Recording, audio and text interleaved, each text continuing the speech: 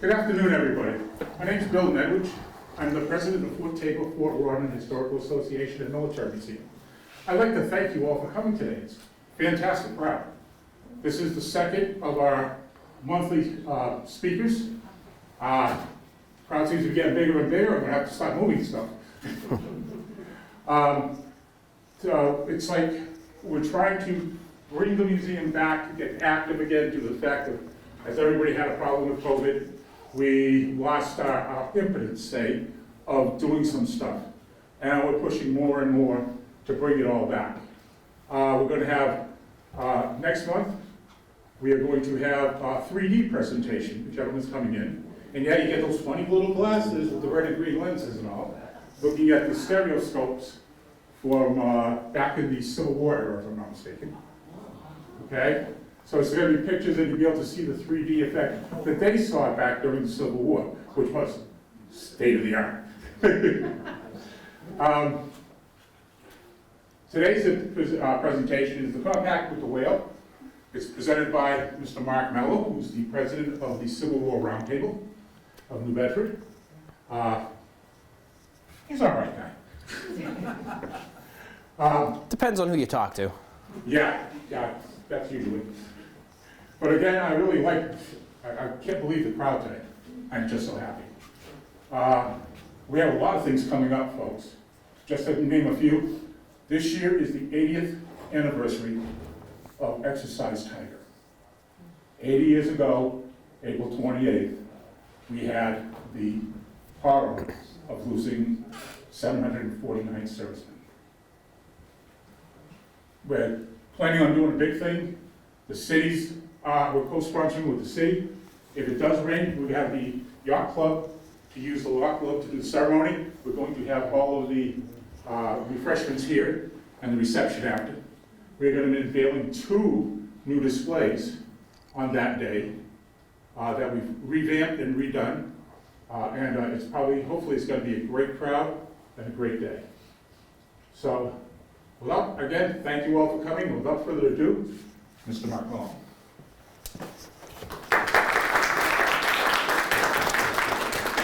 Thanks, Bill, and thank you all. Wow, this is really good. It picks right up on you. Thank you all for coming out. This is a tremendous group for a Friday afternoon. Been a long weekend, can you tell? A Sunday afternoon in the middle of February is what I meant to say.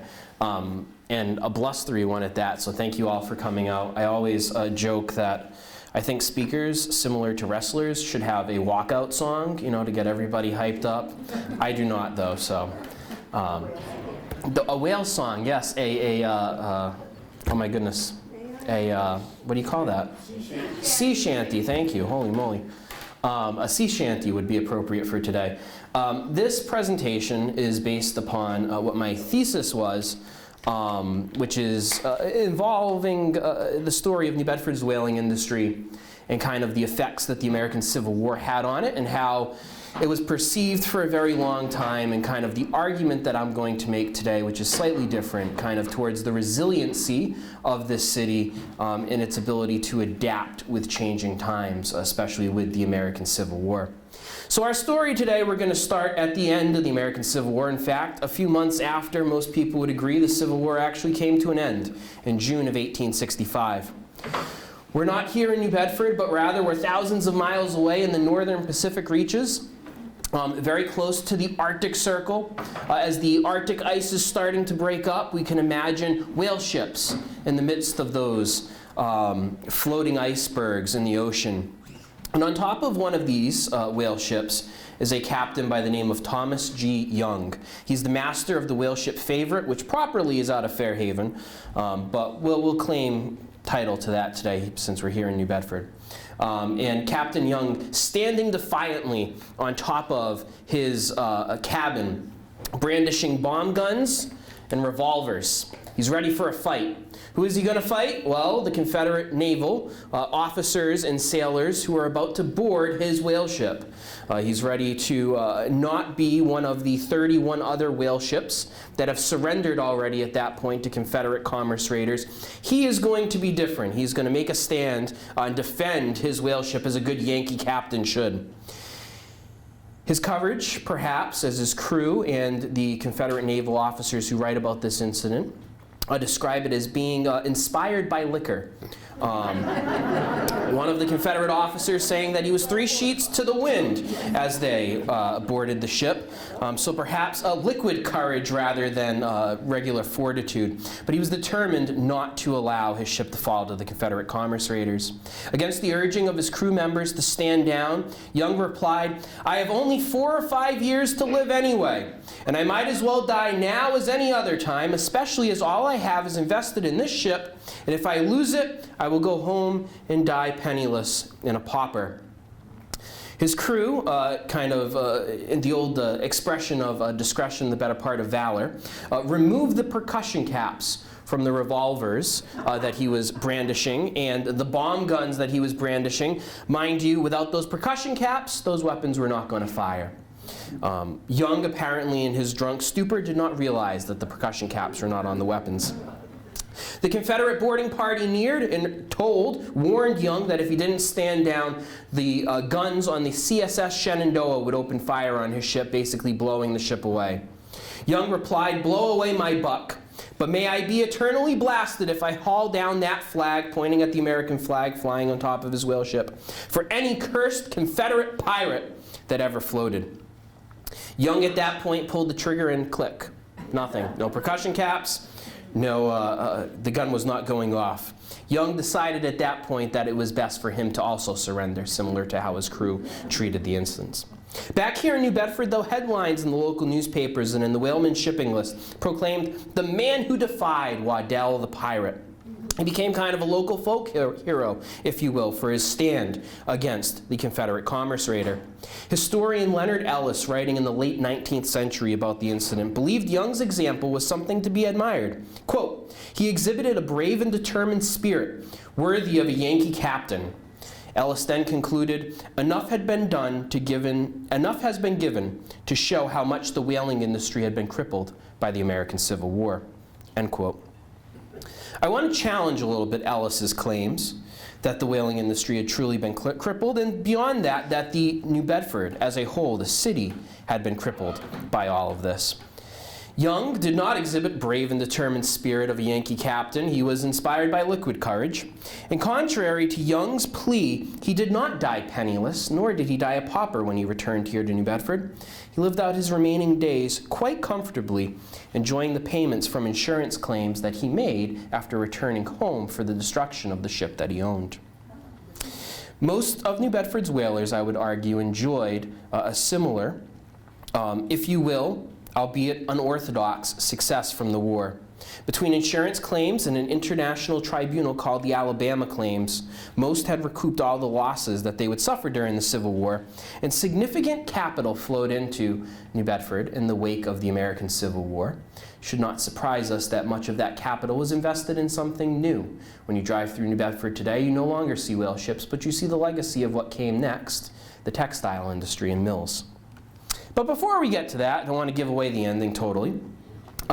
We are here in New Bedford. We know that New Bedford's whaling industry really starts to build in the wake of the 1790s as transitions are made from Nantucket, the premier whaling port during the colonial era, over here to the mainland, to the deep harbor that was New Bedford Harbor, better for the whaling industry, better for moving ships in and out of, and closer to the resources where the whale oil, could be sold.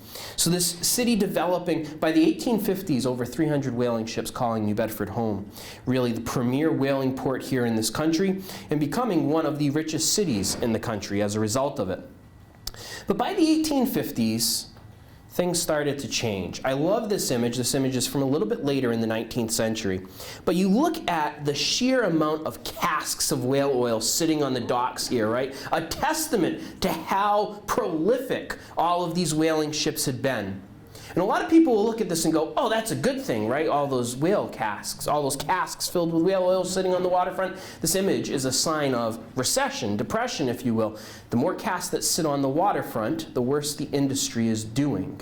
right? So this is a hearkening, and when you read accounts from the years in the immediately preceding the American Civil War, you will see that the country had fallen on an economic depression, that the whaling industry was struggling, especially as it began to compete with petroleum, which was discovered in Pennsylvania.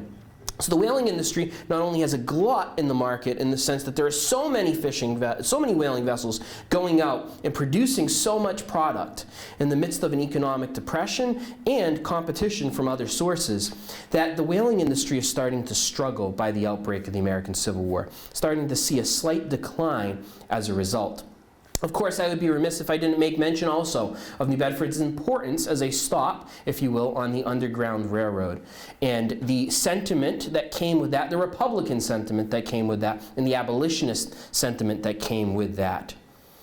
The Anaconda Plan, though, as the Civil War breaks out, April of 1861, Confederate guns open fire on Fort Sumter in Charleston Harbor, thus beginning what ultimately would be the bloodiest conflict in American history, the American Civil War. With the firing on Fort Sumter and the secession not only of those original southern states that seceded, but then the 4 northern southern states that follow in the wake of President Abraham Lincoln's calling for troops to squash the rebellion. The general-in-chief of the armies at that time, a man by the name of Winfield Scott, on his way out, long hero of the American wars in the past, serves in the War of 1812, serves in the Mexican-American War, where he probably wins the most fame, still in that office in command of all of the United States armies. He has to come up with a plan that is going to combat in some way this rebellion, that's going to squash this rebellion. And ultimately the plan, not originally named this, but will be dubbed this by the newspapers, the Anaconda Plan, will serve as the basis of United States Army strategy in the American Civil War of how to squash this rebellion. A key part of the Anaconda Plan, much like the anaconda snake is a constrictor, it constricts its prey by squeezing the life out of it. The idea of the Anaconda Plan is to squeeze the life out of the Southern rebellion. And part of this is a Union naval blockade. Union naval blockade is intended to block off all those southern ports and to cut off shipping, transportation, trading across the ocean, especially with European nations. But as James McPherson, noted historian of the American Civil War, indicates, this would be a Herculean task. 3,500 miles of coastline to blockade. Oh, and by the way, the U.S. Navy at the outbreak of the American Civil War, 42 vessels. 42 vessels spread across the entire globe. 3,500 miles, 42 vessels, you tell me how that's going to work, right? They're going to have to get creative. Not only are they going to have to produce more ships to be part of the U.S. Navy, but they're also going to come up with an idea that ultimately will be dubbed the Stone Fleet. Gideon Welles, or Father Neptune, as Abraham Lincoln referred to him as, the Secretary of the Navy, is going to be approached by one of his undersecretaries, then the Chief Naval Clerk, Gustavus Fox, and an unknown clerk who's working in the U.S. Coastal Survey, a man by the name of Alexander Bach. Both of these men are going to approach him with the idea of buying up old vessels in ports and sinking them in southern harbors to help blockade them, to block them off. The idea being those old vessels, fill them with stone, auger a hole in the side of them, pull the plug, let them sink, and they can block shipping channels and harbors. Not a bad idea, right? That's a pretty cool idea. An interesting way to try to make this blockade effective in the face of such overwhelming odds. At first, they're going to decide that they want to sink these ships in Savannah, on the harbor there at Savannah. The Confederates are going to beat them to the punch, though. The Confederates don't want the U.S. Navy invading Savannah, so they're going to sink their own ships in the harbor there, basically rendering it useless. So they are going to transfer their location that they're going to focus on from Savannah to Charleston. George Morgan, who will be the government's purchasing agent, notably the brother-in-law of Gustavus Fox, interesting how that works, both now and then, authorizes local merchants here in New Bedford, I.H. Bartlett and Sons, to begin purchasing up old whaling vessels to be part of this Stone Fleet, to be part of this attempt to blockade these harbors. They are going to offer $10 per ton for each of these ships. The average whaling vessel at that time usually being somewhere between 250 to 500 tons. That means about $2,500 to $5,000. I always equate this to, if you're familiar with the old cars for cash, you know, clunkers, turn in your clunker for cash, right? Kind of a similar deal. At that point, by the 1850s, many of the whaling vessels here in the harbor were outdated. They were becoming older and dilapidated sitting here in the harbor.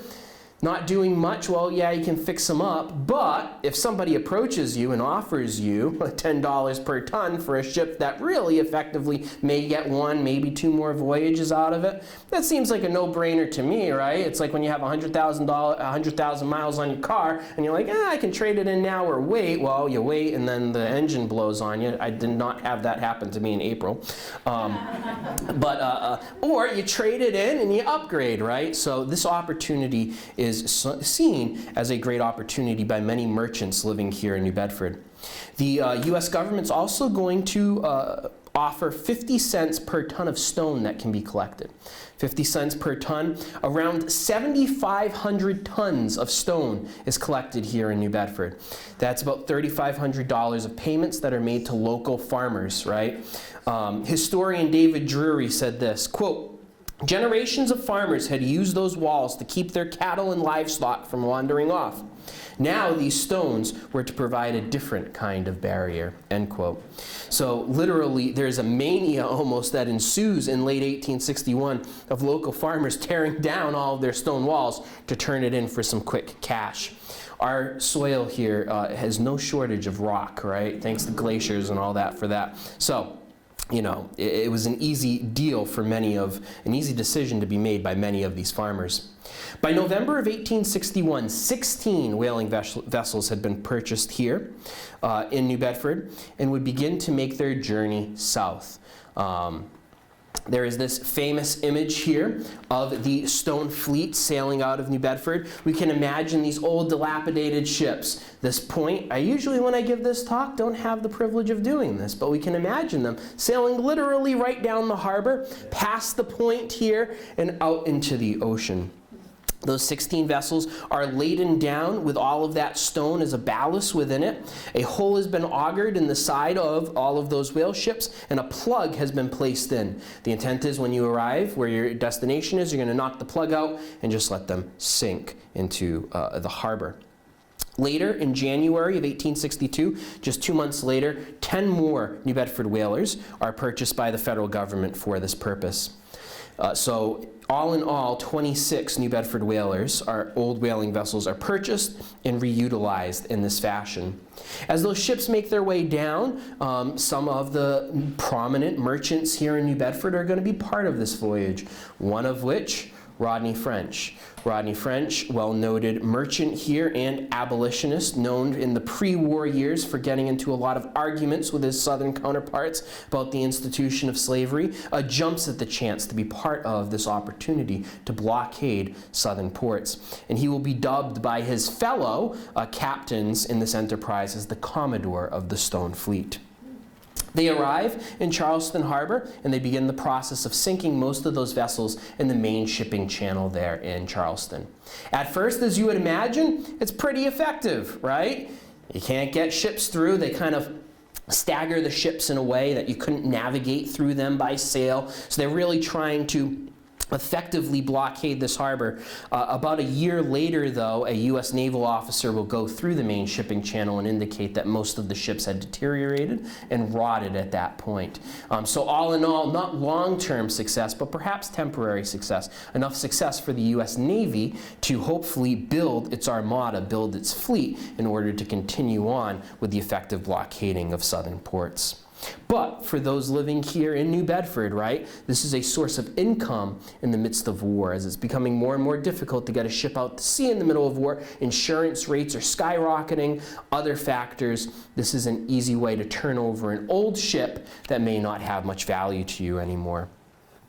Their counterparts, though, the Confederate government, is going to make the decision at the beginning of the war, shortly after the blockade is proclaimed by President Lincoln, that they are going to issue letters of marque and reprisal to private naval vessels, to private shipping vessels in the American South. The whalemen's shipping list said this in April of 1861, quote, "The letters of marque and reprisal is a war upon private property and stands in marked disgraceful contrast with that of the President's proclamation in which he declares the rights of private property shall be respected."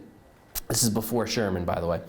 The next step of the Confederates in rebellion will be to confiscate all debts from Southern men to Northern creditors, end quote. So, as you would imagine, merchants here in the Northeast, they're not happy with this. Basically, the Confederate government is going to people who already own ships, merchants who are in the South, and offering them letters of marque. Which letters of marque, if you go far enough back, right, this is piracy in the essence that it's government-sponsored piracy. The government's basically telling individual citizens that it's okay to attack certain countries' naval forces or merchant marine during the war, right? This is how the famous Pirates of the Caribbean kind of get their start much earlier, at least a century and a half earlier. But nonetheless, that is what the Confederate government is doing. They're basically telling these private citizens that they can go out and start harassing the Northern merchant marine. This is relatively ineffective, though. All in all, the letters of marque lead to several privateers capturing 3 whalers. Only 3 whalers are captured by these privateers, and all 3 of them were out of Provincetown, Massachusetts. New Bedford remains untouched from the privateers. But this idea, this concept, is going to set about a different tact, if you will, for the Confederate government, a different way of going about this. The idea of a Confederate commerce raider, or just a commerce raider. A commerce raider, unlike letters of marque and reprisal, where private citizens and their vessels are basically being authorized by the Confederate government to attack Northern shipping, these will be commissioned naval vessels in the Confederate Navy. The people working on these ships, the people manning these ships, will be commissioned naval officers and commissioned sailors. So this is a slight difference than a letter of marque and reprisal, where private citizens are being given the okay to basically harass, versus actual naval vessels and actual crews that are part of the Confederate Navy serving on these vessels. I point this out to you because individuals like the man pictured on the right there, Raphael Semmes, who will become the captain of both the Sumter and later the CSS Alabama, will hop on this idea again and again. They argue that they are not pirates. People here in New Bedford think they're pirates. They argue, though, that they are within the confines of war, that they are doing the job of naval vessels. It's just, instead of attacking the U.S. Navy and attacking other naval vessels, they're going to attack the merchant marine of the North. Raphael Semmes is a very interesting character, and perhaps he can be the arch villain, if you will, for us here in New Bedford, because he knows something that not many others in the American South do. He is going to target the whale fishery. Semmes in his memoir will write this, quote, "I resolved to strike a blow at the enemy's whale fishery off the course of the Azores. His vessel, this is the second vessel that he had captained, the CSS Alabama, will be launched from Birkenhead Iron Works in Liverpool on July 29, 1862. That's important because in the sense that as he is leaving from England, as they have this new vessel, the CSS Alabama, as they are leaving, that is towards the end of the summer. And something is happening with whales in particular at that time of year. The Gulf Stream has carried, at that point of the year, literally millions of krill and plankton, other little ocean things. I'm not a biologist. All those little ocean things that right whales in particular, a baleen whale, like to eat. Right whales begin to congregate off the coast of what we know as the Azores around that time of the year in late August through September and into early October, because there is so much food being dumped there by the Gulf Stream and the currents just pulling all of that there. Why does a Southerner, Raphael Semmes, know this? Well, before the war, he had worked in the U.S. Navy. And one of his jobs in the U.S. Navy was as the lighthouse superintendent. His job was to acquire oils and other products to be burned in lighthouses and to make sure that they operated properly. Well, what's one of the primary illuminants in lighthouses at that time? Whale oil. He had already dealt with New Bedford whalers. He had dealt with whalers all across the Northeast, and his job is the superintendent of lighthouses for the U.S. Navy. He knew how they operated, and he's not a huge fan of whalers. He's not a huge fan of Northeasterners. He sees them as crass. He sees them as bombastic. He sees them as strong-headed. This does not describe any of us in this room, right? Not at all a New Englander, right, with any of those things. He's not a huge fan of these people, and he really does not appreciate people like Rodney French, who are very boisterous and outspoken abolitionists. He has this insider information. He knows that much like the whales are going to gather off of the coast of the Azores, well, the people who hunt the whales will also gather there at that time of the year. He says this, quote, "Unlike the ships of commerce, the whalers are obliged to congregate within small, well-known spaces of ocean and remain there for weeks at a time, whilst the whaling season lasts. It was the most obvious thing in the world that these vessels, thus clustered together, should attract the attention of a Confederate cruiser." End quote. You try to find a merchant vessel, a trading vessel. Sure, you can go through the main channels of shipping, right? But you're almost trying to find a needle in a haystack in the midst of the ocean. Whalers are at the distinct disadvantage of you got to go to where the whales are, which means they congregate at certain times of year. In only 5 days, the Alabama will capture 4 New Bedford whalers, costing 4 separate merchants approximately $71,000 in money at that time. By the end of the Alabama's cruise, the voyage of the Alabama, they had captured a total of 16 whaling vessels, and half of those 16 were from New Bedford, 8 out of the 16. In all, Semmes and the Alabama destroyed $218,000 worth of product, supplies, and vessels. So by 1863, early 1863, between the Stone Fleet and the actions of Semmes and the CSS Alabama, the whaling fleet here in New Bedford had been reduced at some percentage point between 20 to 25%, about 20 to 25% reduction in size of the fleet as the 1863 dawned. And this brings us to this vessel, a vessel that would be an even bigger thorn in the side of New Bedford whalers than the CSS Alabama, the CSS Shenandoah. James Bullock, the Confederate operative in England, went about procuring this vessel in 1864. It was the Sea King. It was an English vessel that gets purchased by the Confederate government and rechristened as the CSS Shenandoah. It gets outfitted off the coast of England with things like cannons and other weaponry and armaments to kind of obfuscate any English doing in all of this. We'll see how that turns out in the end. James Waddell is selected as the captain of the Shenandoah. And on October 5th, 1864, as the Shenandoah is ready to set sail, Bullock will send Waddell this order, quote, "Sir, you are about to proceed upon a cruise in the far distant Pacific, into the seas and among the islands frequented by the great American whaling fleet, a source of abundant wealth to our enemies and a nursery for their seamen. It is hoped that you may be able to greatly damage and disperse that fleet, even if you do not succeed in utterly destroying it. Following in the wake of the success of the CSS Alabama and attacking the whaling fleet, the Shenandoah and the captain of the Shenandoah, Waddell, Lieutenant Waddell, are literally being given orders through Bullock from the Confederate Navy to attack the whale fleet in the Pacific."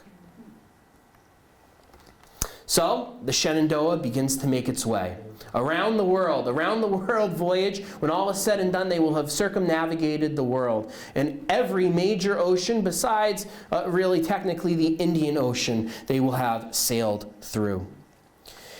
I want to give you an example of what the process was like of the capture of a whaling ship. How did that go about? What did that look like? Well, by December 4th, 1864, the Shenandoah is in the southern Atlantic. And it's there that they happen across a whaler by the name of the Edward out of New Bedford. Captain Charles P. Worth, master of the Edward, described the weather that day as being thick. It's a very cloudy day. and it's a very stormy day. A lot of clouds and thick fog are filling the air, and the Edward is sitting idle. The reason why the Edward is sitting idle is because they have just captured a whale. They are beginning the process of quote-unquote cutting into the whale. So if we imagine life on a whale ship, right, we spot a whale, we drop our whale boats out into the water, our crew members begin to row out to that whale, our harpooner will grab the harpoon, thrust the harpoon towards the whale, ideally sticking it into the whale. I always used to tell folks when I used to work here in New Bedford, the harpoon does not kill the whale. Think of the harpoon as the hook. That is a mechanism to connect to the whale and to begin that process. The killing lance, which ideally after this whale is tired, is what will actually kill the whale in the process. Maybe after hooking on with the harpoon, hopefully you can get multiple harpoons into it. Hopefully right whales are relatively docile creatures, unlike sperm whales, which are more likely to give you a big fight. But it may take you on a Nantucket sleigh ride as it takes off swimming across the water, and you go on this harrowing journey across the ocean as the whale tugs you along. Ideally, for the whale crew, at least, not for the whale, but ideally for the whale crew, the whale will tire and then you can kill the whale. Then you have to drag that whale all the way back to the ship, and thus begins kind of this industrial process of beginning to process the whale. They'll go down with massive knives and begin to cut away all of that blubber and peel it off, as illustrated here in this picture. As they peel off all of that blubber, it'll be taken into the try-works, that massive kiln or fireplace, if you will, on the ship, which will render all of that blubber down into the oil, which gets stored in casks put below in the ship. So this is the process that the Edward is undergoing when the Shenandoah is lucky enough to stumble upon them. So the Shenandoah begins to sail up. They see the Edward. They begin to approach very slowly. Of note, the Shenandoah, as approaching these vessels, would very rarely fly the Confederate naval jack or the Confederate naval flag. They typically would fly the flags of other nations, including Russia when they got up into the Arctic area. I'm not sure exactly which one, but they would fly the American flag, they would fly the Russian flag, they would fly the English flag as a point of deception. Whalers do not like that. This is a cause towards the pirate column, perhaps, right? This deception that is being used. They would approach, but the Edward doesn't even really see the Shenandoah because of the weather. It's so thick and they're so busy at processing this whale. By the time they realize that there is a vessel basically knocking on their door, it's too late. Longboats have already been lowered from the Shenandoah, and Confederate naval sailors are beginning to approach the Edward from all sides. Captain Worth has no choice but to surrender his vessel. The crew of the Shenandoah would then spend the next 2 days stripping the ship of all valuable material.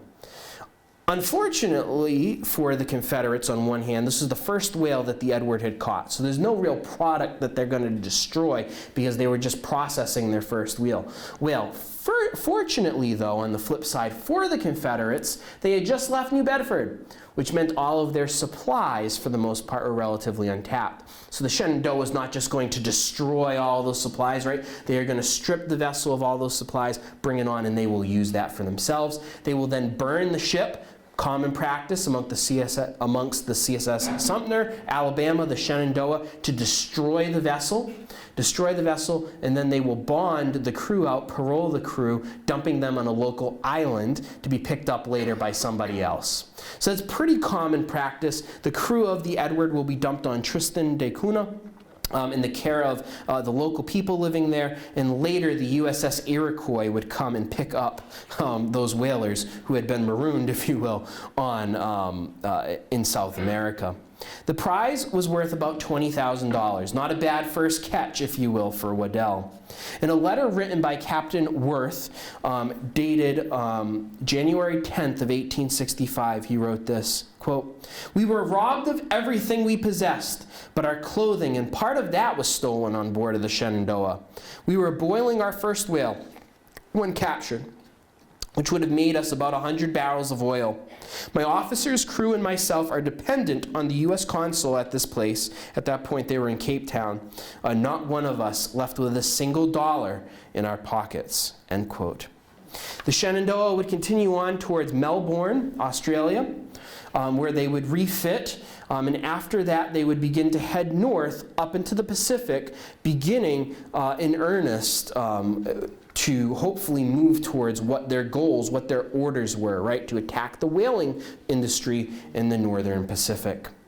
As he makes his way up, he is in what we would call Micronesia, or in the area of Micronesia today, where the Shenandoah comes across 4 vessels laying at anchor in a harbor in modern Micronesia. And all of them were American whalers. Only one of them was from New Bedford, though, the ship Hector. But all 4 were valuable prizes. More valuable, though, than the destruction of those 4 whalers for Waddell was what he got from the holdings of those vessels. What he found on those vessels were logbooks, whaling logbooks, that detailed where they were going, where they were planning on going, where they had captured whale, right? Logbooks for whalers and whaling merchants and whaling captains were key, right? Whales are very predictable creatures. They're going to be in the same spot every year, usually based upon whether they're breeding, whether they're feeding, whatever they're doing. They're going to congregate in certain areas. So you use those maps and those logs to tell you, much like a modern fisherman today would, where to go certain years at certain times of the year. Well, now Waddell has these logbooks in his hand. He is jubilant. He jubilantly recalled in his memoirs, quote, "With such charts in my possession, I not only held the key to the navigation of all the Pacific Island, the Oshkosh and Bering Seas, and the Arctic Ocean, but the most probable localities for finding the great Arctic whaling fleet of New England without a tiresome search." End quote. Waddell now held the tool in his hand, if you will, which would help him to bring to fruition much of what the Confederate Navy had ordered him to do. Ironically, it's the whalers themselves that provide him with that key. Waddell turned the Shenandoah north and arrived off the Kamchatka Peninsula by May of 1865. By this time of year, in the reaches of the northern Pacific and into the Arctic, those solid masses of ice begin to break up. And as those solid masses of ice begin to break up, it gives way to those abundant whaling grounds, where the bowhead whale and other Arctic whales, shouldn't surprise us, whales that live in cold water have a lot of what? Blubber. It means a lot of oil, right? They can be very prolific if captured and processed. So whalers would begin to make their way into those northern reaches late May into June as the Arctic ice began to break up. Waddell's men sighted a Yankee whaler in the distance in the midst of breaking ice flow, and kind of this comedic scenario breaks out, where the Shenandoah is on one side of a chunk of ice, and the whaler is on the other side of the chunk of ice. At this point, the Shenandoah is flying the Russian flag, so it looks like it's a Russian naval vessel, and they kind of awkwardly follow each other on both sides of this massive chunk of ice. And the whaler's kind of hoping that that chunk of ice keeps going and they can kind of get away, and the Shenandoah is just waiting for it to break up, and sure enough, what happens? The ice flow starts to break up, and the Shenandoah can capture the vessel. They strike the Russian colors, raise the Confederate colors, and they capture the vessel. This is the Abigail of New Bedford. Waddell sends out his boarding party. The master of the Abigail is a captain by the name of Ebenezer Nye. The Nye is pretty famous around here. After expressing his disbelief that how in the world is there a Confederate naval vessel here? We're literally almost as far as possible away from the United States, where this war, by this point, by the way, technically over on the mainland here, but nobody in the Pacific Ocean knows this yet. How on earth are there Confederate naval officers here? And why are they capturing my vessel? Nye doesn't know what to do with this scenario. And the Confederate naval officer, a young lieutenant, says this back to him, quote, "Well, sir, we have entered into a treaty offensive and defensive with the whales, and we are up here by special agreement to dispose of their mortal enemy." Supposedly after saying that, the young lieutenant pointed at Nye and said, "That's you, sir."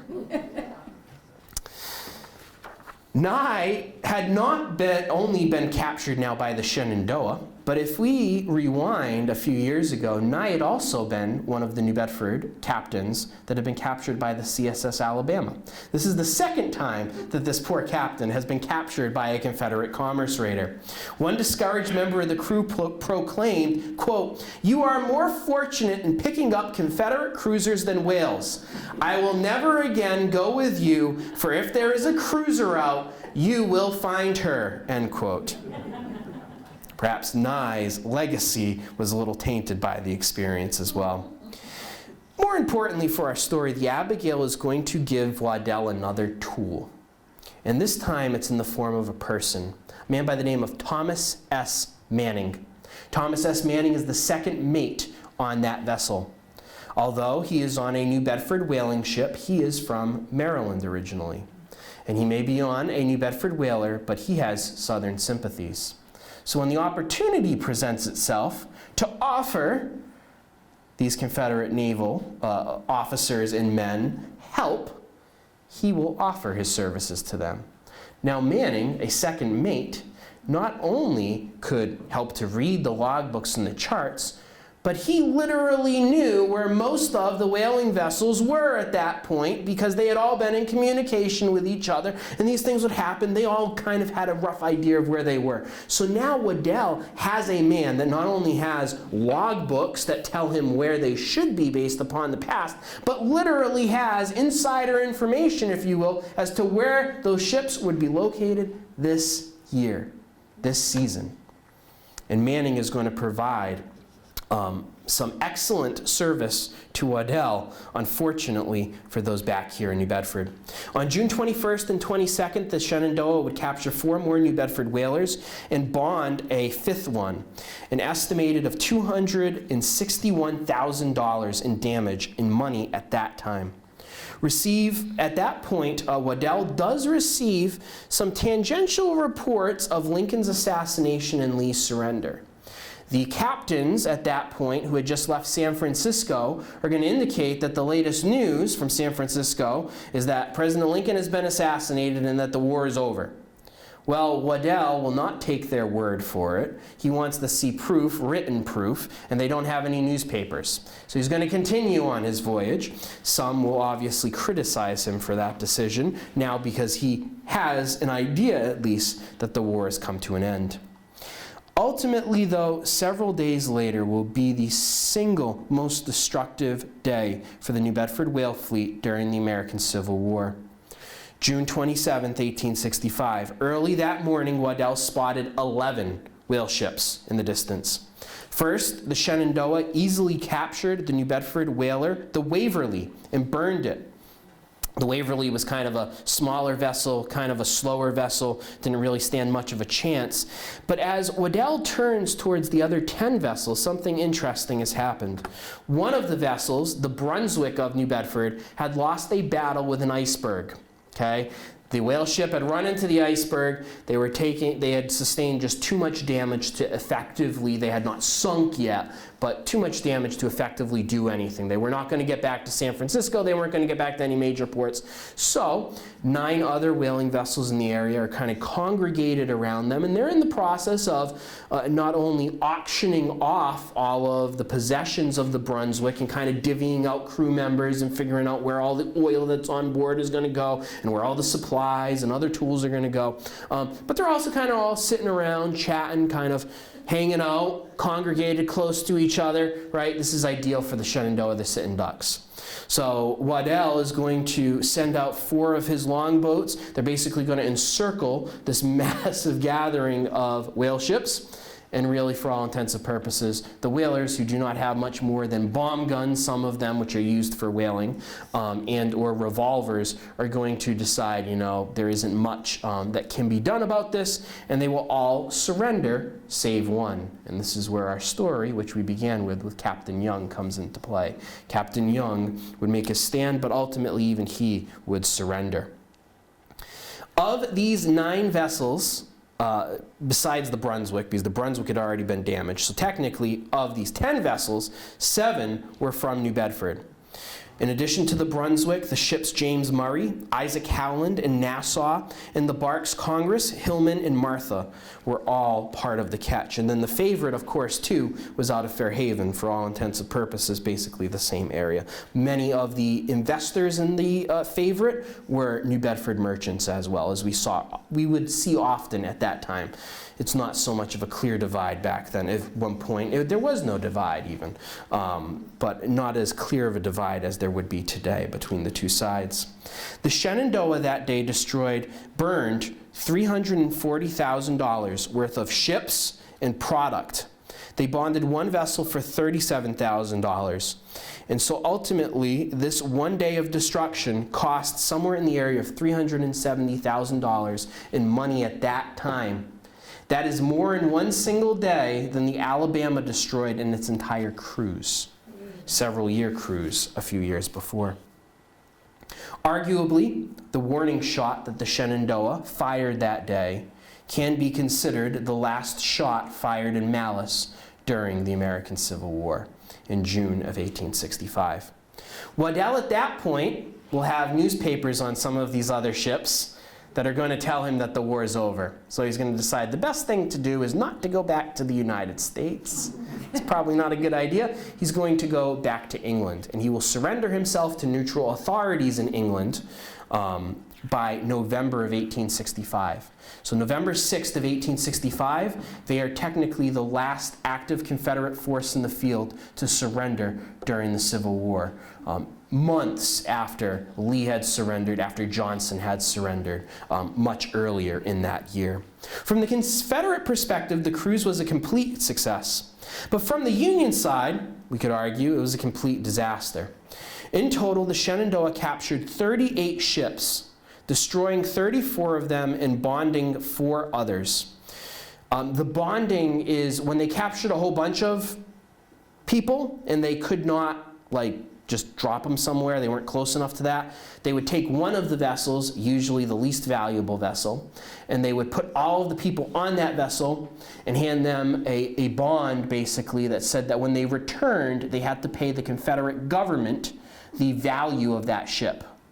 So in this case, on that day, $37,000 was the worth of the ship that they did not destroy. The captain of that ship was supposed to pay that to the Confederate government upon his return to San Francisco. Obviously, the war was over. There was no more Confederate government. That never happened. But that was the principle. So that's what the 4 bonded ships is about. The cruiser destroyed well over $1 million worth of value at that time, not in our money. $1 million worth of value. And $752,000 of that, over $1 million, was as a result, New Bedford whalers that had been destroyed. So very heavily pointed towards New Bedford. 25 of the 38 whale ships that are captured by the Shenandoah are from New Bedford. So New Bedford by far will take the biggest blow from the Shenandoah. The Republican Standard was quite upset, as you would imagine, at this, and what they would have argued the Navy's failure to protect the industry. Quote, "It seems that there has been a gross negligence on the part of the government in leaving so important a branch of national industry and so much property without adequate protection." We see the effects of the war not only on the destruction of vessels themselves, as we'll look at a graph here in a minute, but on the return of vessels during the war years. You'll notice this is each year from 1856 to 1876, how many vessels returned to New Bedford each year. So the 1850s, we kind of see that peak, right? The industry is peaking in the late 1850s, and that pretty precipitous drop and decline being during the war years. Specifically, notice between 1864 and 1866, when the Shenandoah is doing its worst, literally, to the industry. The number of whaling vessels in the whale fishery. You'll notice here, this is the entire country, that blue line that runs through the graph here. You'll notice a very precipitous drop. And what years are those between? the American Civil War. There'll be a slight resurgence of the industry after the war, and then by the 1870s with Arctic disasters, there's a horrific Arctic disaster where a ton of ships get caught up in the Arctic ice, they stay up there too long, they get destroyed. The industry will continue to diminish through the latter half of the 19th century. However, fewer vessels coming back, fewer vessels going out means what? Less product. Which means what? In our good old economic class, right? Supply and demand, right? Prices will go up. On the flip side, we see a massive spike in prices for both whale oil and sperm whale oil during the years of the American Civil War.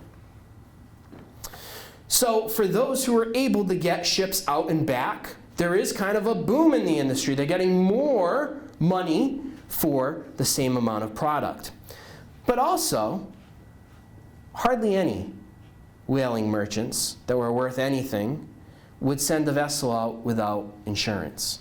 Much as we probably would never, although we're required for it, but much as we should not drive a car without insurance, right? You would not send a whaling vessel out to sea without insurance. Whalers paid high premiums for insurance during the Civil War. Sometimes you're looking at an additional 5 to upwards sometimes of 10% on top of typically what you would pay for insurance. Here on this chart you can see actually that one of the rates is at 15%. I spent a lot of time, and my eyesight probably suffered from it, at the New Bedford Whaling Museum. Such an awesome institution, in addition to this awesome institution too, of course. But going through the archives there, going through the library there, and looking at insurance record after insurance record after insurance record. My goal ultimately was to try to find all of the New Bedford whale ships that had been destroyed during the war, and to try to draw some comparison between how much insurance was taken out, how much money people made back from all of this. That's imperfect because the records there are not exhaustive. They don't have records of every vessel. But what could be deduced from this is a few important things. One, merchants at that time very rarely just outright owned one vessel.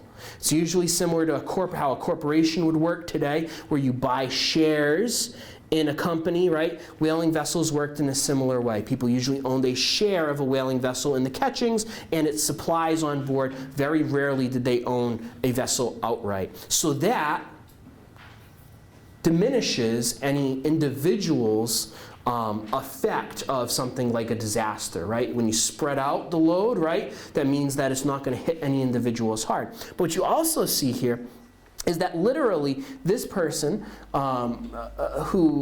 John Swift is the man that is taking out this insurance policy. These are all of his insurance policies and all of his records. If you want to look at it more closely, you can take a look at it later. But basically, each one of the insurance companies that he's taking out that insurance policy from, the Atlantic Mutual Insurance Company, the Pacific Mutual Insurance Company, so that's what's listed in this column. What is he taking the insurance out on? When you look closely at some of those descriptions, some things are literally the ship and all of the possessions and the outfits on the ship, as they would have called it. So taking out insurance on the ship and the outfits.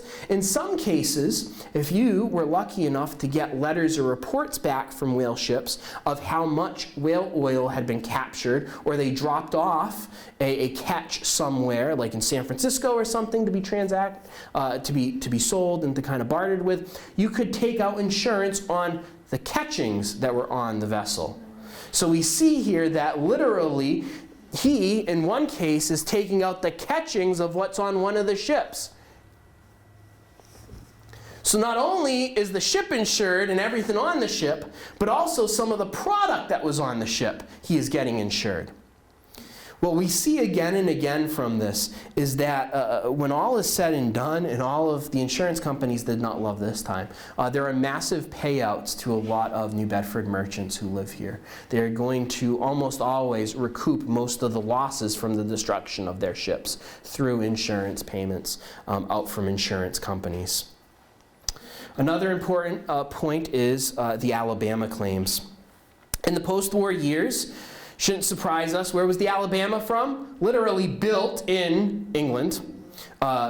The Shenandoah was a ship. Several other Confederate commerce raiders were English ships that were purchased and or built in England. The U.S. government wants compensation from the English government for the destruction of their merchant marine at the hands of what they would have argued English either incompetence and or helping the Confederate effort, aiding the war effort.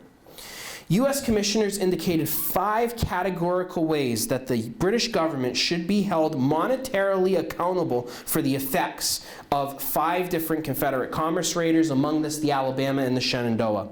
2 of these categories were important for New Bedford whalers, including, quote, claims for private losses growing out of the destruction of vessels and their cargoes, that makes sense, and, second point, the enhanced payments of insurance by private persons. So not only could a merchant here file a claim with the court in the Alabama claims for the literal loss of ship, possessions, things on the ship, but they could also file a claim for the enhanced insurance rates that they were paying during the war. There was a meeting in Geneva in 1872. The tribunal was composed of 6 people. Charles Francis Adams, of the famous Adams family here, and the Attorney General at the time, Maxwell Evarts of the United States, Sir Alexander Cockburn of Great Britain, and 3 neutral members from Italy, Switzerland, and Brazil. Ultimately, the tribunal will decide that the United States should be awarded $15,500,000 for all the destruction that happened during the war.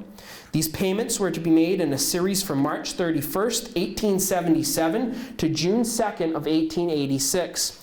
The British government ultimately paid a total of $16,292,607.26 to the U.S. government. The additional $790,000 was from accumulated interest, which had been placed on the original $15.5 million. In New Bedford, the State Department basically is given this money, and they have to issue it some way to the people who deserve the claims, right? So what they're going to do is they will commission law offices in different places as commissioners of the court to handle these claims and to kind of arbitrate these claims, collect them, and then kind of help issue that money. Here in New Bedford, it'll be the office of Clifford, and Crapo, one of the most prominent firms in New Bedford at that time, Charles Clifford, Ashley Clifford, and William Crapo, who will be deputized as commissioners of the court, and they will begin to take, quote, to take testimony of such witnesses as may come before you to be used in the investigation of any claim or claims which may be presented to this court. Ultimately, what they will collect is a whole bunch of these forms. Basically, government forms, very basic, in which different details will be put in based upon the claimant. I like this claim because it's actually, I think it's a fairly interesting claim. It's for the ship Nassau, and one of the complainants in this, one of the part owners in this, a woman by the name of Hannah P. Payne. So when we look at her claim, she's making it based upon the destruction of the ship Nassau, which was destroyed by the Shenandoah. All of her information, kind of, her background, where the event happened, all that kind of stuff on the first page. On the second page, who are the other investors in this enterprise? All listed out, and what is their share of ownership? When we look here, we'll see that Hannah's share in her ownership was about 11/32 of the total ownership of the ship.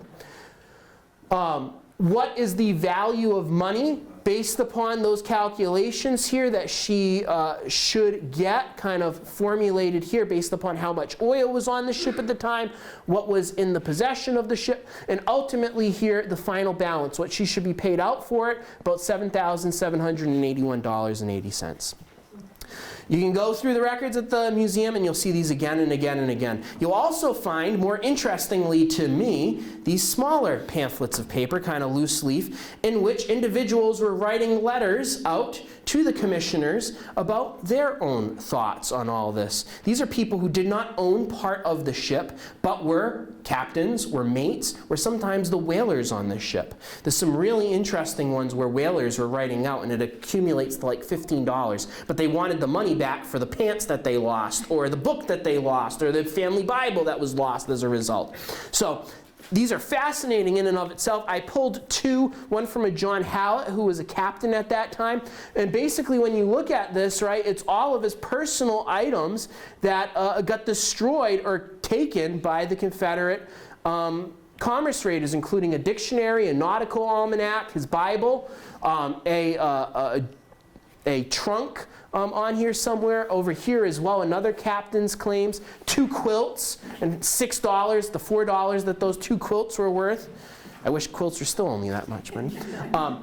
So these are fascinating documents. And I think what they prove to us, and almost all of the claims that are made by people here in New Bedford are issued ultimately by the court. So these people are seeing this money. They're getting this money. And when you get this money from insurance payments or from the Alabama claims, that money's not connected to anything, right? That's free of physical capital. The ship's been destroyed. If I'm a merchant, right, I don't have to invest in another whale ship. I can invest in almost anything. Well, in 1853, one of the first textile mill here, the Wamsutta Mill, right down the end of Route 18, or the beginning of Route 18, however you want to look at that, when it turns into kind of like this highway to nowhere. Did I say that out loud? I'm sorry.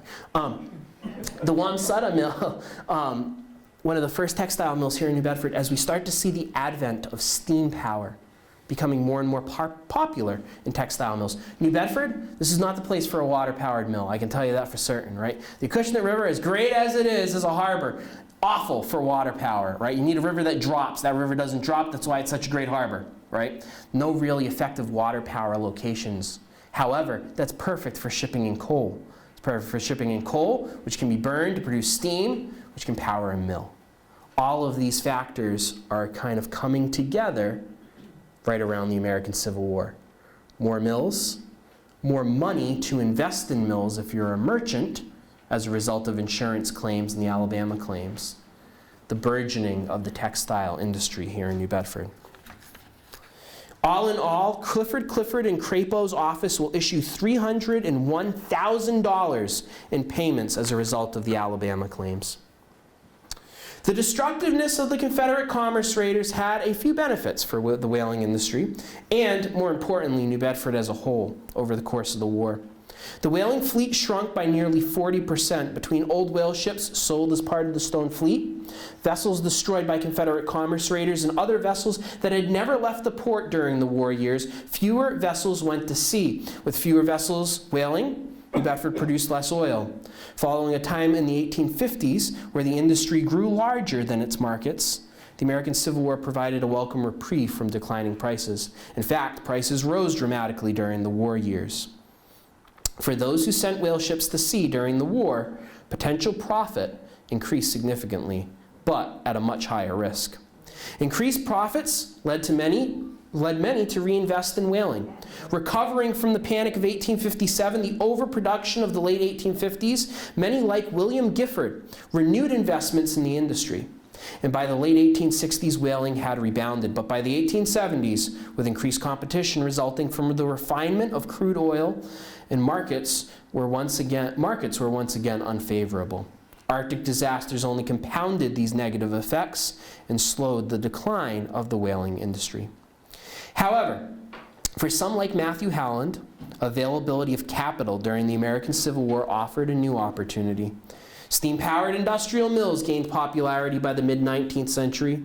No longer tied to water power, places like New Bedford, which had limited energy-producing water sources, could build their own mills. Having ready access to coal via shipping routes, the number of steam-powered mills in New Bedford increased exponentially during the latter half of the 19th century. By the dawn of the 20th century, New Bedford was one of the leaders in steam-powered mills in the nation. This story, I would argue, is an example of how something as destructive as war can force a paradigm shift within a community.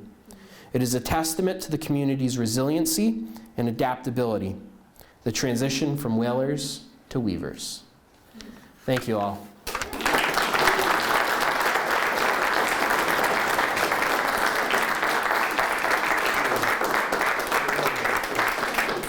I went a little over. Surprise, surprise for those who know me. Do you have time for questions, or? Yeah, we have time for questions. Questions, yes. It's, in retrospect, it seems kind of silly that somebody from the South was also on the whalers, you know, from the North. That person who, was it? Manning, yeah, Thomas Manning. Was that the common thing, that North and South? I know it's business, but still. No. Yes, that's an interesting question. I won't say that that's overly common at that time, really.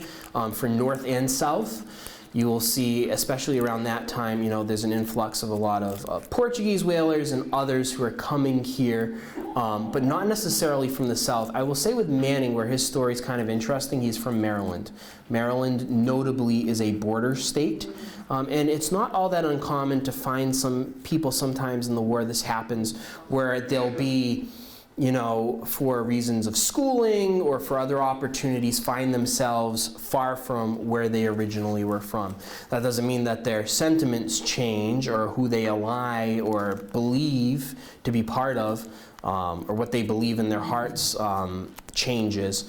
But it's not all that you hear stories of people like the Culps at Gettysburg, where one of the sons is studying in the South, in the Civil War breaks out and he ends up enlisting in the Confederate Army. So those stories happen. I won't say that a Southerner on a Northern whaling ship here in New Bedford, though, is a common story.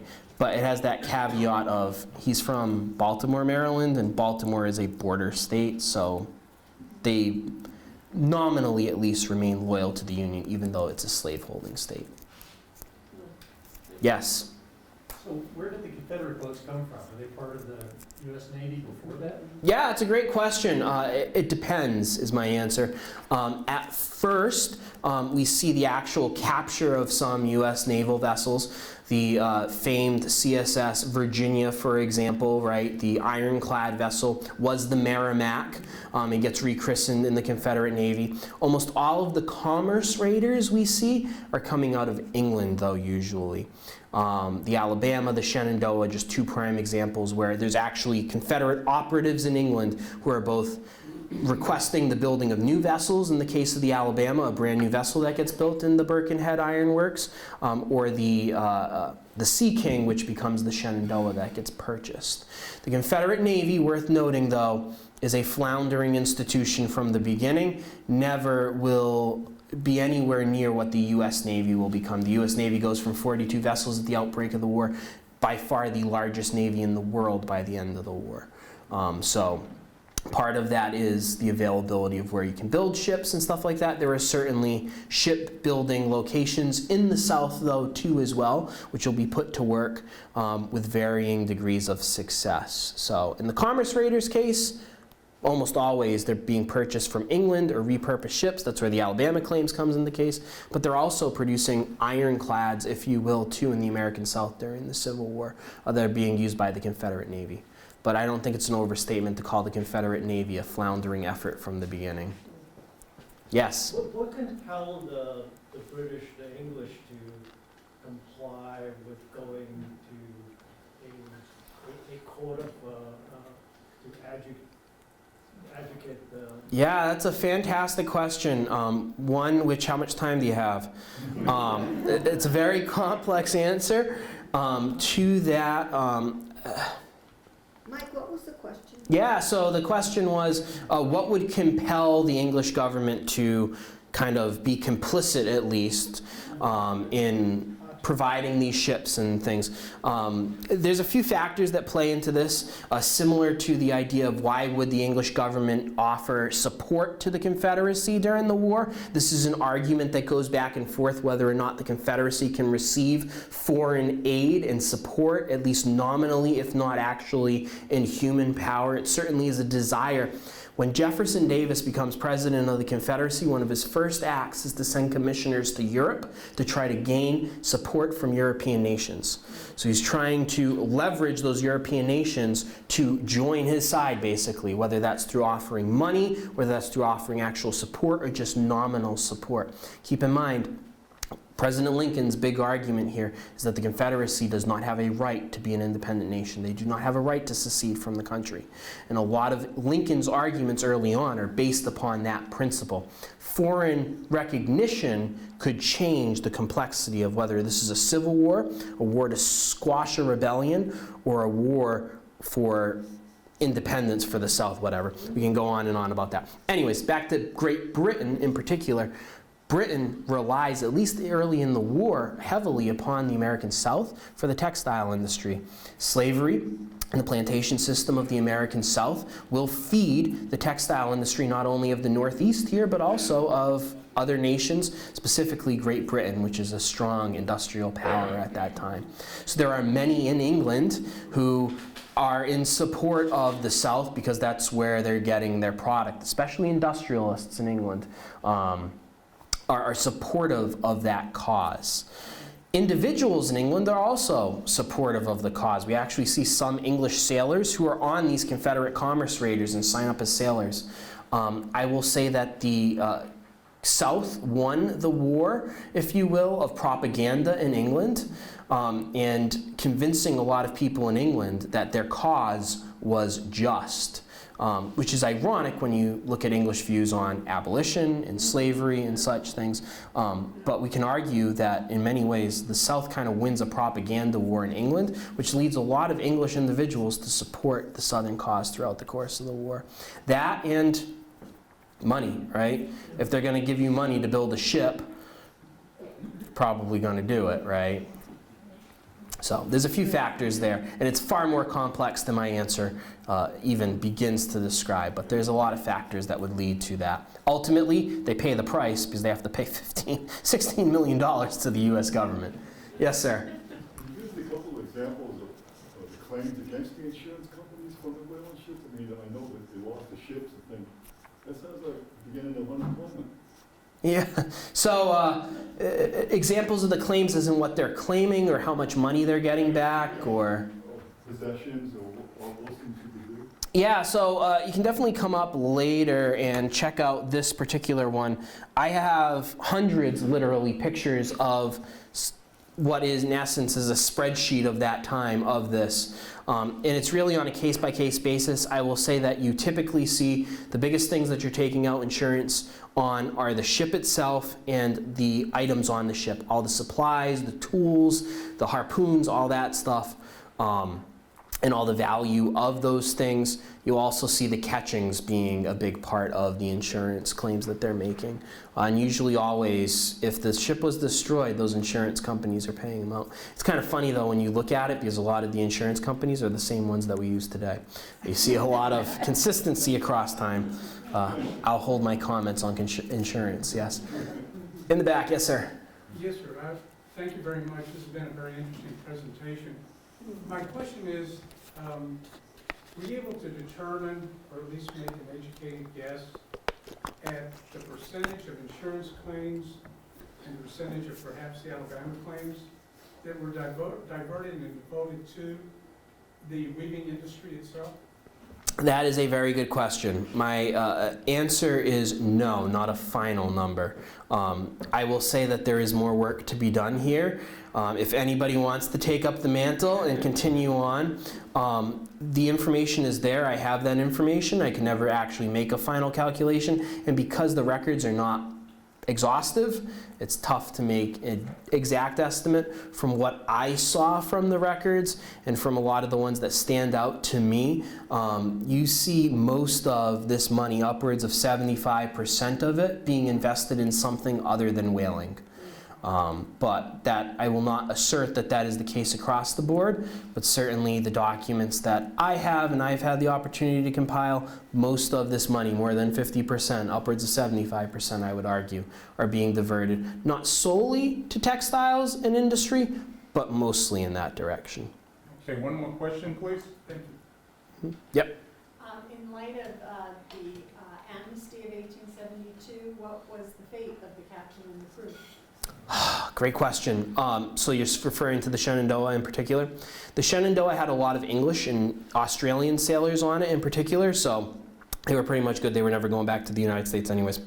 Waddell, I have to actually look at what happens to him after the war. Specifically, he will return to the United States, though I don't remember when he returns to the United States, but he will return to the United States and will never, he eventually will, I don't know if he ever gets actual amnesty or he just kind of, oftentimes, you know, like Lee never officially received his amnesty after the war, but that would come much, much later, but nobody ever really prosecuted him or anything like that. And I think a similar thing happens to Waddell, but Waddell is not, I'd have to actually look before I gave you a solid answer. But he ends up in Canada for a little while, and then eventually he'll make his way to the United States. Personally gain in any way? I don't know. I mean, we could argue, yes, certainly, right, that he gained the benefits of everything that were on those ships, and in the long run, like, we could certainly make that argument. What that gain is, I'd have to, I can't give you an exact answer, but I would argue that yes. Yeah. One more quickie. What happened to the logs? That he had? I don't know. I don't know. I would imagine that they get turned over with the vessel, and I don't know what the English government does with that. I've never found any records of what happened to those. If you find them, let me know, though. Go to England. Yeah.